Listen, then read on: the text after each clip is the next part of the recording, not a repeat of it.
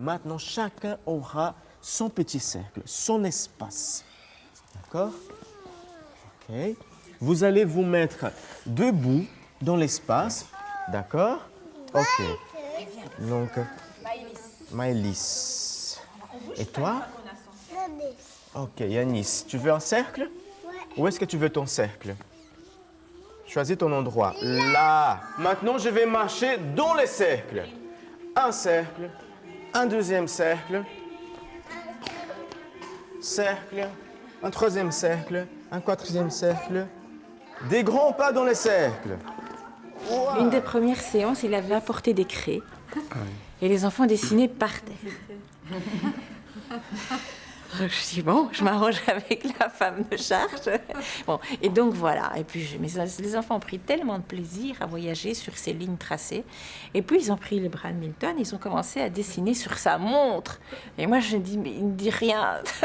Mais moi j'aurais dit non, on ne dessine pas sur les montres. Mais lui, pas de problème. T'as envie de dessiner sur ma montre. Et l'enfant traçait des lignes sur Milton. C'était une façon de s'autoriser aussi. Et de vérifier cette liberté. Est-ce qu'on n'est pas en train de tricher avec moi? Est-ce que je peux vraiment être libre? Super, Mina. Avec le nez aussi. C'est bien ça.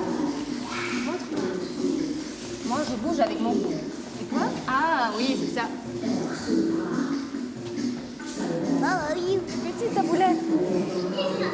Fais-la glisser par terre. Comment tu l'as fait la bouger? Je peux apporter à l'enseignant et aux enfants une manière de voir les choses différemment que peut-être moi j'ai vécu, parce que j'ai travaillé avec différents chorégraphes, parce que j'ai travaillé sur scène, que peut-être l'enseignant n'a pas eu ça. C'est vrai que ça modifie aussi ma façon d'envisager mes apprentissages. Parce qu'ici, tout se vit avec le corps.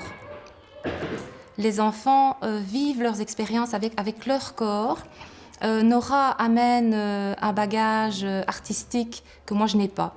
Le Centre dramatique de Wallonie pour l'enfance et la jeunesse existe maintenant depuis 30 ans et c'est une structure qui travaille sur l'ensemble de la Wallonie, du territoire de la Wallonie, au rapprochement art-école. Voilà.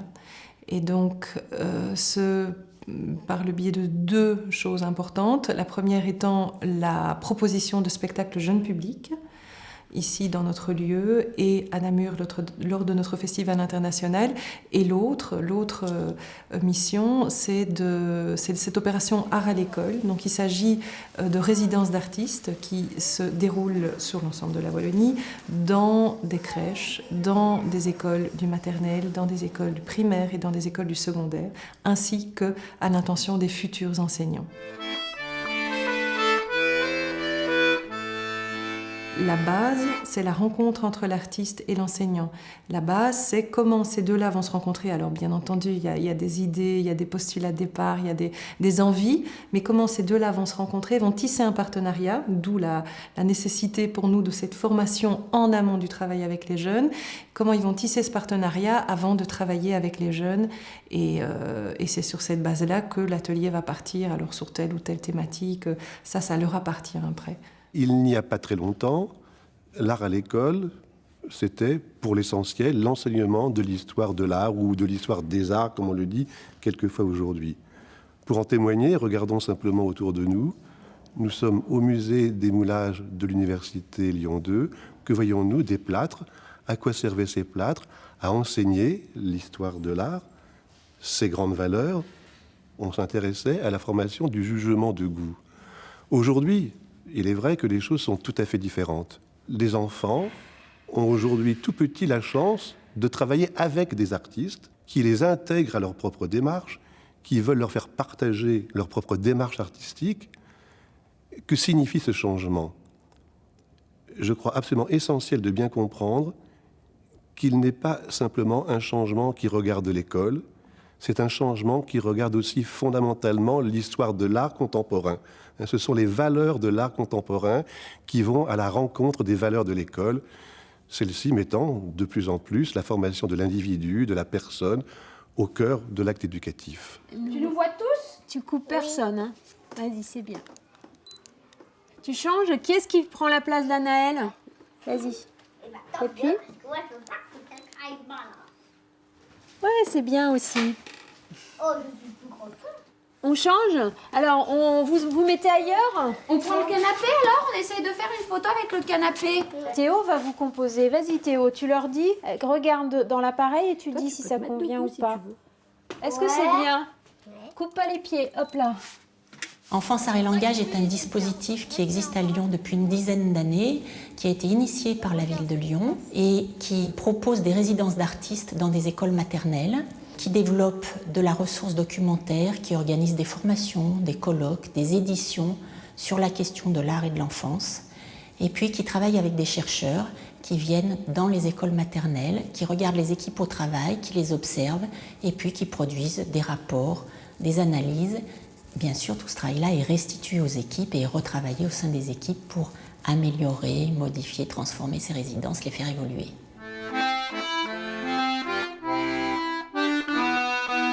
La question de l'évaluation est inhérente, inévitable dans les projets d'éducation artistique et culturelle parce qu'ils demandent beaucoup d'investissement en énergie, en moyens financiers.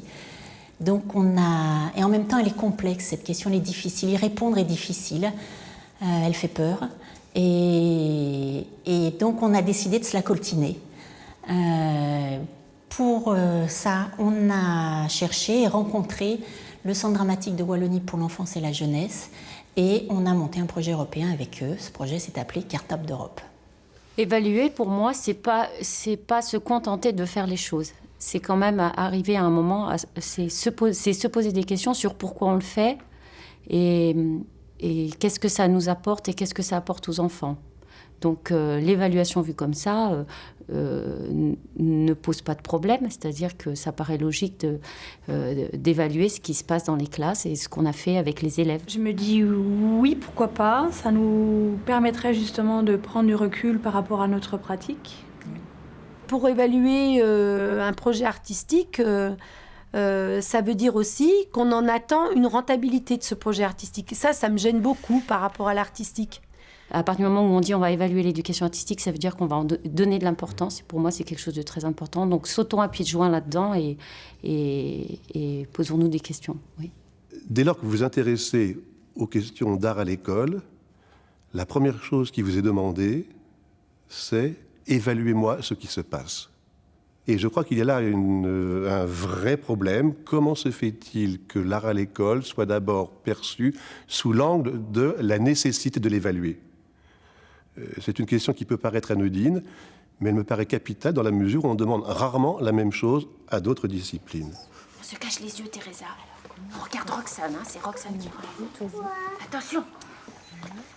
Regardons. On se cache. Lucas. Ah non, on est caché. Les acteurs des résidences d'artistes en maternelle et du dispositif L'art à l'école en Belgique se sont réunis à travers des séminaires dans un pays et dans l'autre, et puis des conférences d'experts, d'universitaires chercheurs, spécialistes des questions qui sont venus nourrir le propos et les réflexions du travail de terrain. Donc ça consiste à filmer des scènes. Les acteurs individuellement voient ces scènes-là, on leur fait un DVD spécial, le chercheur regarde de son côté aussi.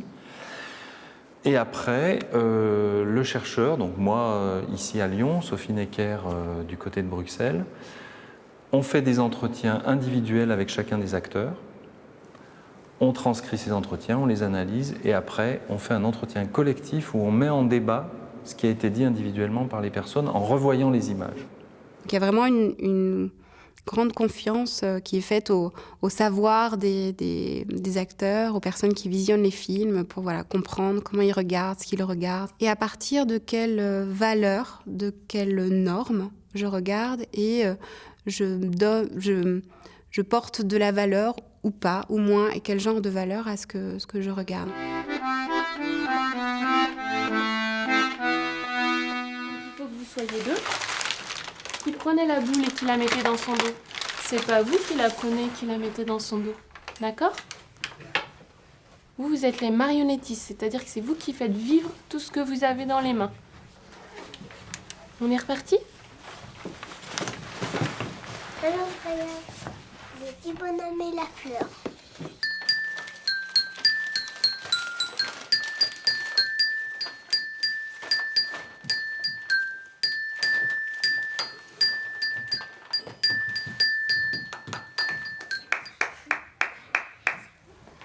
Déjà, vous compreniez mieux l'histoire, vous avez pris votre temps. La boue l'a bien roulée, la fleur, le petit bonhomme l'a bien prise. Et Lilou aussi, ton petit bonhomme, c'est ton rôle. Tu peux pas aller faire un autre rôle pendant ce temps-là, d'accord? Parce que Zoé, elle avait plus la fleur, donc elle peut aider Abdelkader. Mais toi, ton petit bonhomme, si tu le lâches, t'as vu? Il vit plus, il est sur le sol. Pour moi, l'évaluation, c'était donc un mot un peu qui me faisait pas très sourire au départ. Et donc j'ai vu une conférence où une conférencière parlait des compétences humaines et qui étaient évaluées. Donc ça m'a fait aussi tressaillir. Et en fait, elle parlait qu'on a tous besoin d'évaluer, pour traverser la route, on a besoin d'évaluer une distance, à quelle vitesse vient la voiture, pour prendre une bouteille d'eau, on a besoin d'évaluer le poids de la bouteille et tout, inconsciemment, sûrement.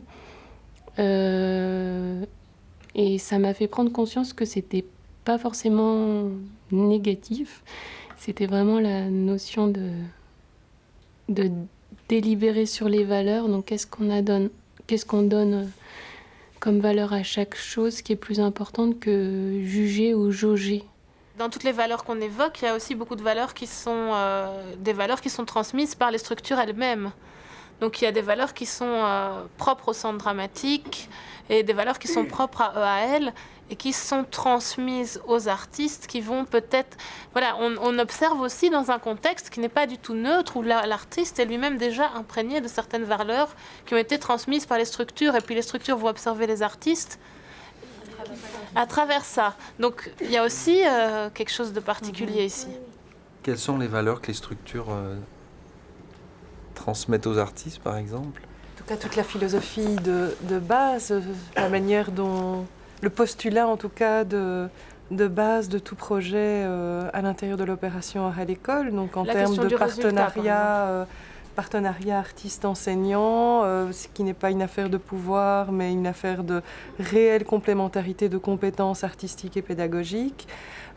Cette remise en question perpétuelle qui fait partie de tout projet au cœur de l'opération Art à l'école, cette notion effectivement de résultat qui n'en est pas un, on ne le nomme pas comme ça en tout cas, et cet énorme travail, parce qu'on a beau le dire en théorie, c'est un travail de chaque instant de rappeler que effectivement ce processus artistique, donc ça fait partie aussi effectivement des valeurs, de recherche aboutit à une petite forme, parce que nous sommes, nous en tout cas au CDEJ, dans les arts de la scène, les arts vivants, et que parler d'art de la scène, pratiquer les arts de la scène sans passer par la scène n'a pas beaucoup de sens, mais qu'en même temps, cette notion de résultat ne doit pas prendre le pas sur le processus et tout ce cheminement, toute cette recherche. On s'est donc interrogé sur les valeurs. Qu'est-ce que les valeurs? Qu'est-ce qui fait valeur? Qu'est-ce qui fait valeur pour les uns, pour les autres, dans un contexte professionnel, dans un contexte non professionnel? Quelles sont les valeurs de l'école? Est-ce qu'on peut choisir ces valeurs? Est-ce que les valeurs nous sont imposées? Est-ce qu'on a des valeurs personnelles? Est-ce qu'on a des valeurs communes, partagées? Go! Qu'est-ce qu'on fait après? Oui, et on roule. Vas-y, reprends, Andreas. Et on roule par terre. Et on roule. Ouais, roulez.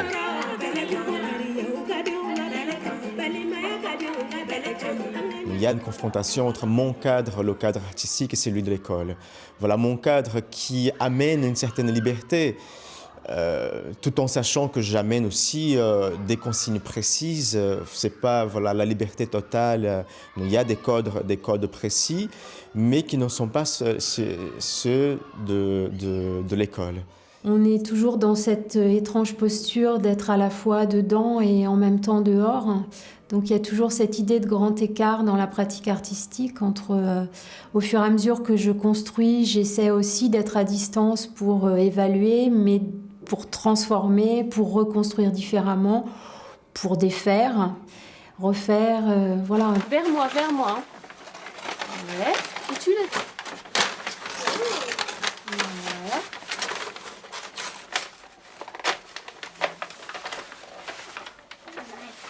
Si, tu y arrives. Je suis sûre que tu y arrives. Voilà, j'ai fait une boule. Voilà, est-ce que vous voulez sentir la fleur? Elle est sympa. Le principe d'un atelier furtif, c'est que je prends 2, 3 enfants, un enfant qui sont en récré, dans un coin de couloir, dans les toilettes, dans la bibliothèque, dans un endroit qui n'est pas l'atelier en tout cas. On fait une mini-expérience, pas forcément un résultat, une expérience.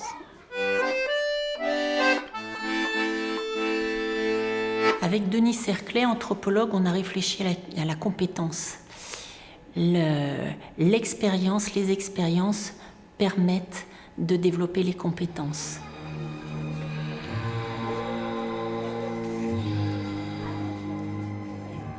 L'autre aspect apporté par les chercheurs, développé par eux, c'est la dimension sensible. Et ça, c'est quelque chose qui nous intéresse vraiment. Comment voit-on le sensible? Comment le repère-t-on? Comment voit-on chez un enfant cette dimension sensible? Et Jean-Paul Filliot et Sophie Necker nous proposent 3 dimensions du sensible. Le sensible incarné, qui est celui rendu visible par la traduction de l'expression du corps. Le sensible concrétisé, qui est une dimension sensible, visible par l'objet ou la forme produite par l'enfant. Et puis, dernière dimension du sensible, c'est le sensible verbalisé. Là, c'est la capacité de l'enfant à s'exprimer, à verbaliser, à formuler son ressenti. Alors, le sensible, est-ce évaluable? Bien sûr que non. Je crois que le sensible, il nourrit. Et l'école est là pour apporter, au-delà des apprentissages traditionnels, une très grande nourriture qui va permettre à l'enfant de construire sa pensée, de construire son ouverture au monde, de construire sa réflexion. Donc le sensible n'est pas évaluable en soi, mais il a, et j'en suis persuadée, un impact qu'on va évaluer dans les compétences concernant la culture humaniste, concernant l'autonomie, concernant la prise d'initiative, les compétences civiques et sociales.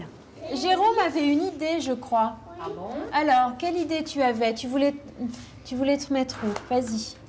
Moi? Non, mais je me suis dit... Il faut qu'on te voie un tout petit peu. Ah, une petite main, regardez, des chaussures. Jérôme qui est caché. Oui, c'est bien.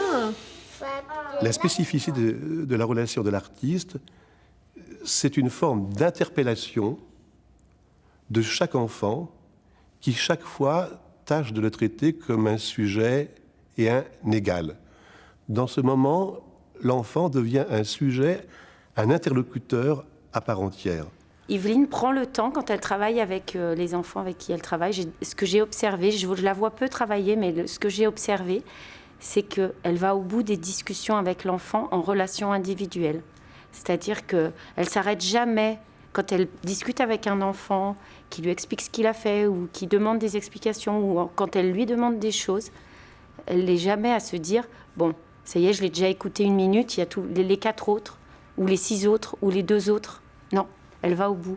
Et nous, en tant qu'enseignants, on a toujours à un moment cette envie de stopper la discussion, en tout cas de la terminer, parce qu'on se dit, il y a les autres. Quelque chose aussi qui est peut-être significatif au niveau du fait que c'est un artiste, c'est qu'elle se laisse le temps de l'expérimentation. On voit que les consignes sont adaptées en fonction de la réaction des enfants. Et puis, de temps en temps, elle se donne la liberté de changer sa méthodologie. Et donc, on va expérimenter ensemble le fait de ne plus découper avec une paire de ciseaux, mais de déchirer.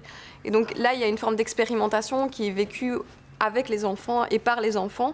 Et on voit aussi que l'action des enfants modifie l'expérimentation suivante.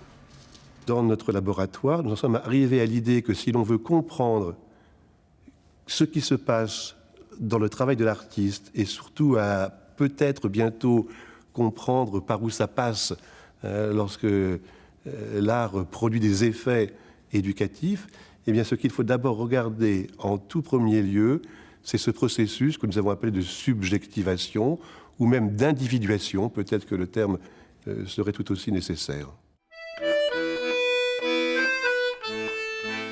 Il y avait un enfant qui expliquait à notre enfant comment utiliser la caméra, donc ils étaient déjà dans une transmission. Donc ça me fait un peu penser à ce qu'on a vu, la grille des compétences, quand on dit apprendre à apprendre. Alain Kerlan nous a parlé de la zone proximale de développement. Dans des situations d'apprentissage, un enfant peut être mis en proximité d'un autre enfant. Si cet autre enfant dispose d'un peu plus de connaissances, d'un peu plus de maturité, d'un peu plus de compétences que ce premier enfant, cette proximité, ce rapprochement entre les deux va bénéficier au premier enfant qui, par capillarité, va être tiré, entraîné. Il acquérera des compétences nouvelles de manière presque linéaire, aisée. On peut supposer que dans l'atelier de l'artiste, la proximité de l'artiste et d'un enfant va de la même manière faire fonctionner cette zone proximale de développement et que l'enfant va être tiré vers les apports de l'artiste. Je vous explique comme vous n'êtes jamais venu. Le fil rouge, ça permet d'associer un petit, un moyen, un grand. Cette année, ça donnera lieu à un petit livre, un petit imagier des saisons. Donc on travaille sur le temps qui passe, les saisons. Voilà. Et donc, vous êtes invité à faire aussi des photos. Au niveau de la parentalité, c'est aussi l'opportunité d'amener les parents qui sont peut-être parfois un peu réticents à rencontrer l'école pour de nombreuses justifications, à pouvoir accéder à l'école par le biais de ce dispositif artistique et culturel.